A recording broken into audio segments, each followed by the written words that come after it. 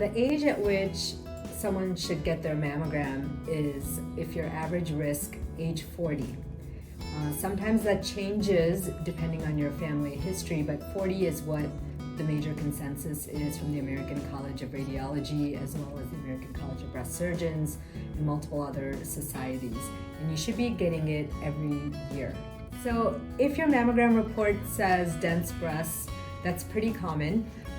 Over 50% of women have dense breasts. So number one thing to know is find out whether you have dense breasts or not.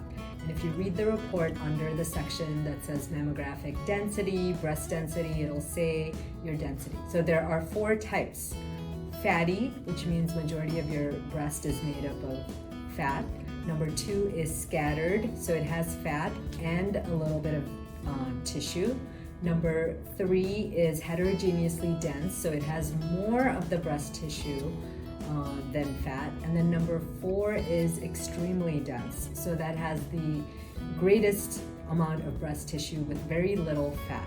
So what that category 3 and 4, or we call it C and D, if you see those words, heterogeneously dense or extremely dense, then you have dense breasts. So how I describe this to my patients is, if you see a lot of white on a mammogram, that's all the breast tissue.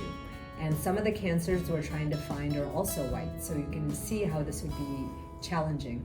So it's like finding a snowball in a snowstorm when you have dense breasts. So if you know that you have dense breasts, you should do some additional imaging or supplemental imaging in addition to a mammogram. So it doesn't mean that you don't need a mammogram. A mammogram is still useful because we use it to find other things besides the white things. So what are these supplemental imaging? It's things such as ultrasound, MRI, sometimes even contrast-enhanced mammograms in certain situations. So another question is, how can tattoo ink show up on a mammogram? Sometimes, when a woman has extensive tattoos, let's say on her chest, even on her back, or maybe even a full sleeve of arm tattoos on one side, on the right arm, what I look for is what the lymph nodes look like. Sometimes the lymph nodes can be a little bit bigger on one side than the other if they have tattoos on one side. But also if I look at them even closely and do magnified images of those, if I'm concerned, I may even see some increased density within the lymph nodes. Those are like little white dots, and that can sometimes represent tattooing, but sometimes we're not sure.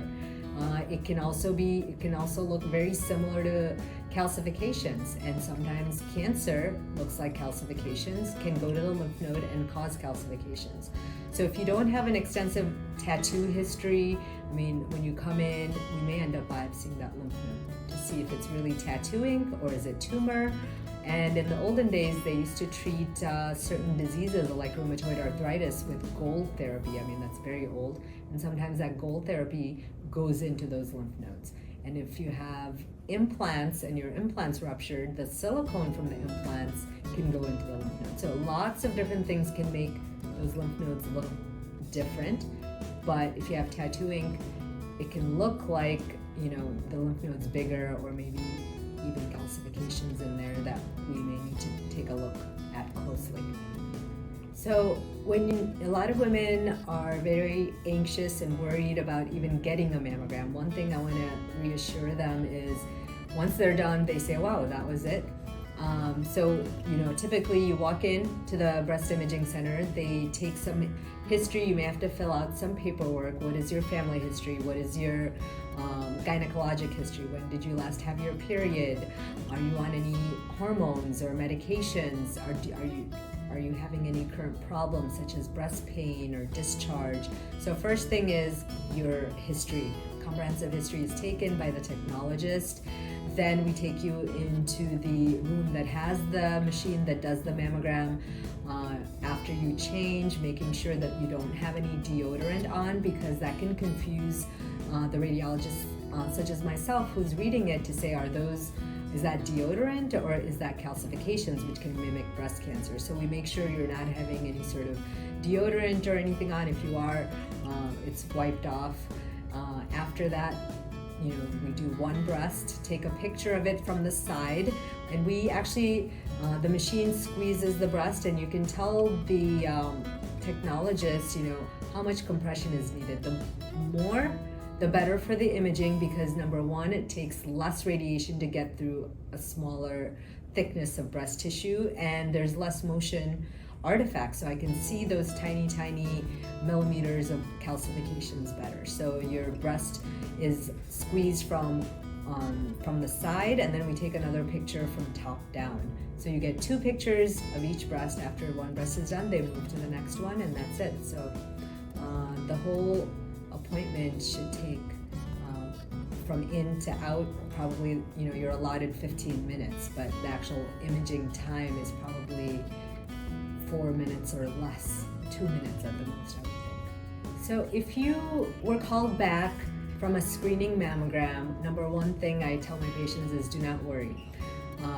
Let's say I read 1,000 mammograms, okay? I expect about 10% of them to be called back, so about 100 of them.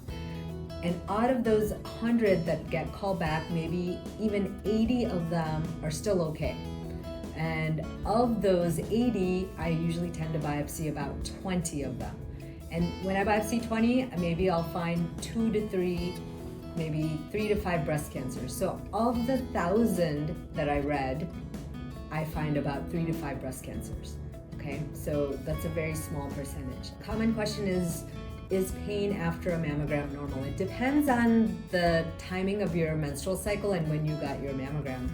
It's always good to get a mammogram done when your breasts are the least painful in your cycle. Typically, maybe 2 weeks after your menstrual cycle, when there's less pain. Sometimes I even tell my patients if they need to take some Tylenol before getting a mammogram. But typically there should be no pain after a mammogram. So can you have a mammogram after breastfeeding? A lot more women are, putting off childbearing till later. So therefore, I am seeing more women after the age of 40 who just had a baby and are still breastfeeding. Having a mammogram during breastfeeding is not ideal because it looks extremely dense. It's very hard to see. So what we actually say is try to breastfeed before you're getting the mammogram, if you're over 40. So I would still get a mammogram if you're breastfeeding, if you're over 40. But if you're under 40, we typically don't do it. But as I said, you need to make sure you just breastfed the child or your baby right before you came in, number one. Ideally, the best time to get a mammogram if you're breastfeeding is about 6 months after you stop breastfeeding. So how do we know when we have cancer in a lymph node on a mammogram? It can be challenging. It's one of the places on a mammogram that can be very difficult to see. That's why the technologist is pulling you in so that she can see this upper part of the armpit better. But if we do see an abnormal lymph node, that means it's increased in size, it's larger than all the other ones in that area. Maybe it has some calcium deposits. Maybe it doesn't look like the typical kidney bean shape. So the shape, the size, what is within it, can alert the breast radiologist that maybe there is something going on in that lymph node, at which point we will call you back for more imaging. We will do an ultrasound, and ultimately the way to know whether it has is it big because of an infection, inflammation, maybe even tattoos, or is it tumor cells? You have to do what's called a biopsy to figure it out definitively. Typically with menopause, the levels of estrogen decrease, and sometimes that can still have an effect on your breasts. Your breasts should be less dense as you go through menopause, but not every breast reads the book, and there are plenty of 80, 90-year-old women who have dense breasts. So, and as we go through menopause, also you tend to gain more weight, and so some of that deposition of the weight can, you can have more subcutaneous fat, more fat in the breast, in addition to the hormonal changes. So typically it should get less dense as we age and go through menopause, but that's not always the case. So can hormone replacement therapy cause changes on a mammogram? The answer is yes, it can. I've seen effects where breasts are much more dense than they were, even 6 months prior when a woman starts hormone therapy. I've seen some changes due to other medications as well. So how do I know it's a hormonal effect? Because once they stop, let's say in 6 months, I see the density go back to normal. And I can also see these same changes on an MRI. The MRI looks bright white because of the dye that's getting taken up in both breasts, but then once they stop hormones, the MRI is more quiet, as I call it, less dye getting taken up. So hormones can have an effect on the actual mammogram density. Do men get breast cancer? Yes, they do. It's rare. But what's interesting is it tends to be larger and may even have spread to other places compared to the same type of tumor in a woman, because men tend to ignore some of these symptoms because it's not very common.